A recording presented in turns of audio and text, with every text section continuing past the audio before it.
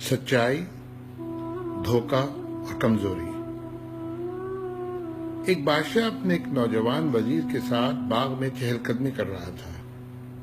اس دن بادشاہ بہت خوش تھا، تو اس نے اپنے نوجوان وزیر سے پوچھا کہ تمہاری سب سے بڑی خواہش کیا ہے؟ پہلے تو وزیر تھوڑا جھجکا، لیکن بادشاہ کے بےحد اصرار پر اس نے کہا کہ میں چاہتا ہوں کہ آپ کی سلطنت کا آدھا مالک میں بن جاؤں۔ بادشاہ نے سننا تھا، ایک زور کا قہقہ لگایا اور کہا، گھبراؤ نہیں، تمہاری میں ایک خواہش بھی پوری کیے دیتا ہوں۔ اس نے اپنے وزیر کو بلایا اور 2 احکامات لکھوائے۔ بادشاہ کے پہلے حکم کے مطابق اپنی آدھی سلطنت اس نے نوجوان وزیر کے نام لکھوا دی، اور دوسرے حکم کے تحت وزیر کے سر قلم کرنے کا احکام جاری کر دیا۔ پھر بادشاہ نے وزیر کی آنکھوں میں آنکھیں ڈال کر دیکھا اور کہا کہ تمہارے پاس اب 30 دن باقی ہیں، اس میں تم مجھے 3 سوالات کے جواب دو گے۔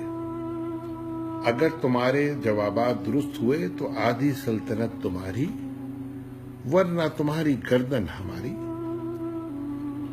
وزیر ایک دم حواس باختہ ہو گیا۔ ابھی وہ اس پریشانی کے عالم میں تھا کہ بادشاہ نے اس کو جھنجھوڑا اور وہ 3 سوال لکھوائے۔ پہلا سوال یہ تھا کہ انسان کی زندگی کی سب سے بڑی سچائی کیا ہے؟ دوسرا سوال یہ تھا کہ انسان کی زندگی کا سب سے بڑا دھوکہ کیا ہے؟ اور آخری سوال یہ تھا کہ انسان کی زندگی کی سب سے بڑی کمزوری کیا ہے؟ پھر بادشاہ نے اس کے بعد نقارے پر چوٹ لگائی اور آواز بلند فرمایا کہ اب تمہارا وقت شروع ہو گیا ہے، اب تمہارے پاس 30 دن ہے ان سوالات کے جوابات حاصل کرنے کے لیے۔ وزیر پریشانی کے عالم میں نکل پڑا، سوالات کے جوابات تلاش کرتا رہا۔ اس طرح 29 دن ہو گئے، پورے ملک میں مارا پھرتا رہا، لیکن ایک بھی سوال کا صحیح جواب اس کو نہ مل سکا۔ وہ تھک گیا تھا، موت اس کے سامنے نظر آ رہی تھی۔ اس پریشانی کے عالم میں وہ شہر سے باہر نکل گیا تو دور جنگل میں اس کو ایک جھونپڑی نظر آئی۔ پیاس اور بھوک کی شدت غالب ہو چکی تھی۔ وہ کچھ کھانے کے بہانے اس جھونپڑی کے اندر داخل ہوا تو دیکھا ایک فقیر منش بوڑھا پانی سے سوکھی روٹیاں توڑ کر کھا رہا ہے، اور اس کا ایک کتا ایک پیالے سے دودھ پی رہا تھا۔ وزیر کی حیرت کی انتہا نہ رہی جب بوڑھے فقیر نے اس سے کہا کہ آؤ آدھی سلطنت کے ہونے والے مالک، میں تم کو 3 سوالات کے جوابات دیتا ہوں۔ وزیر پریشان ہو گیا۔ اس نے حیرت سے بوڑھے سے پوچھا کہ اس کو کیسے اندازہ ہوا کہ میں کون ہوں؟ فقیر نے روٹی کے سوکھے ٹکڑے ایک طرف رکھے اور اپنا بوریا اٹھایا تو اس کے نیچے شاہی خلعت بچھی ہوئی تھی۔ یہ وہ لباس ہوتا ہے جو بادشاہ عموماً اپنے قریب ترین وزراء کو دیتے ہیں۔ فقیر تھوڑی دیر تک خاموش رہا اور پھر بولا کہ میں بھی کبھی اس سلطنت کا وزیر تھا، پھر میں نے بھی اسی قسم کی شرط بادشاہ سے لگانے کی غلطی کی تھی، اب میرا حال تمہارے سامنے ہے۔ وزیر پریشان ہو گیا، فقیر سے پوچھنے لگا، کیا آپ کو ان سوالات کے جوابات نہیں ملے تھے؟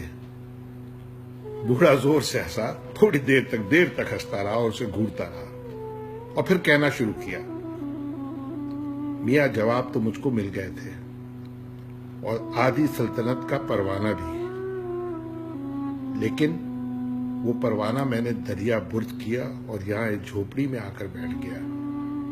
اب میں اور میرا کتا بڑی اطمینان کی زندگی گزار رہے ہیں۔ وزیر اس بوڑھے کو حیرت سے دیکھتا رہا اور گھورتا رہا۔ اتنے میں وہ بوڑھا اس کے قریب آیا اور کہا کہ میں تم کو تمہارے سوالات کے جوابات دیتا ہوں۔ دنیا کی سب سے بڑی سچائی موت ہے، اور دنیا کا سب سے بڑا دھوکہ زندگی۔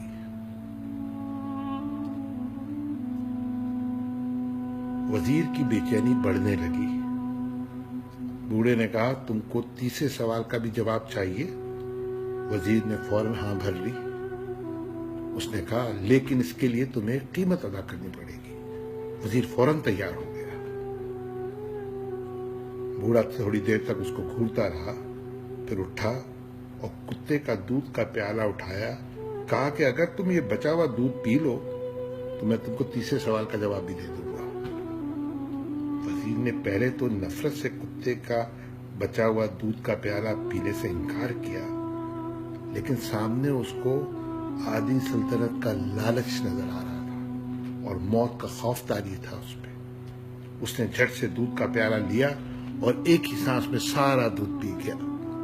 فقیر ہنستا رہا، دیر تک ہنستا رہا اور کہا میاں تمہارے تیسرے سوال کا جواب یہ ہے کہ انسان کی سب سے بڑی کمزوری اس کا غرض ہوتی ہے۔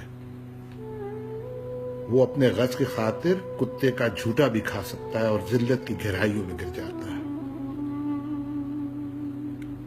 وزیر نے جب سنا تو حواس باختہ ہو گیا۔